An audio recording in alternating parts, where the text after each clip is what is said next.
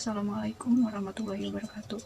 Saya Nur Aliza dari program studi manajemen kelas 4I. Di sini saya akan menjelaskan soal dari Bapak Ardi Hidayat, SEMM, selaku dosen pengampu manajemen keuangan sektor publik. APBN, Anggaran Pendapatan Belanja Negara, adalah rancangan keuangan tahunan pemerintah negara Indonesia yang disetujui oleh Dewan Perwakilan Rakyat.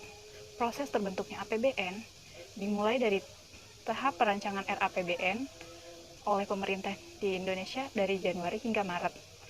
RAPBN kemudian diajukan dari pemerintah pusat kepada DPR di bulan April hingga Mei.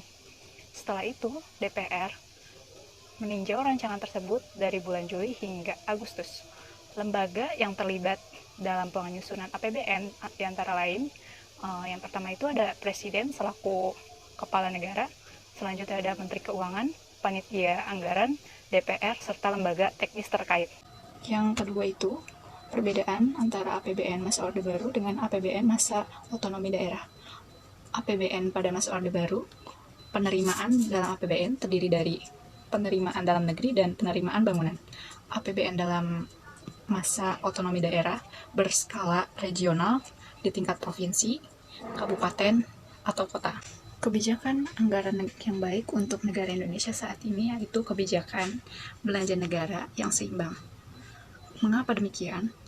Karena ketika pengeluaran pemerintah sama dengan pendapatannya, sehingga tidak ada surplus ataupun defisit.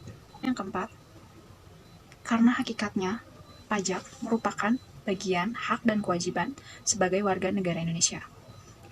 Selanjutnya yang nomor 5 itu, hubungan APBN dengan struktur perekonomian Indonesia sangat erat, di mana APBN menjadi pedoman pemerintah dalam melakukan pembangunan dalam sektor ekonomi.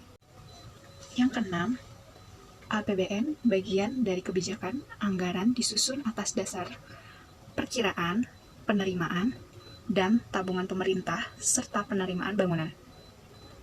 Yang ketujuh, dengan fungsi mengatur pajak, bisa digunakan untuk mencapai tujuannya, seperti melindungi produksi dalam negeri. Pemerintah menetapkan bea masuk yang tinggi untuk produksi luar negeri. Yang terakhir, nomor 8, menurut saya itu iya, karena persentase wajib pajak masih rendah jika dibandingkan dengan seluruh penduduk di Indonesia. Hal ini menunjukkan kesadaran masyarakat Indonesia masih sangat rendah dalam membayar pajak. Cukup sekian pemaparan dari saya, kurang lebihnya mohon maaf. Wassalamualaikum warahmatullahi wabarakatuh.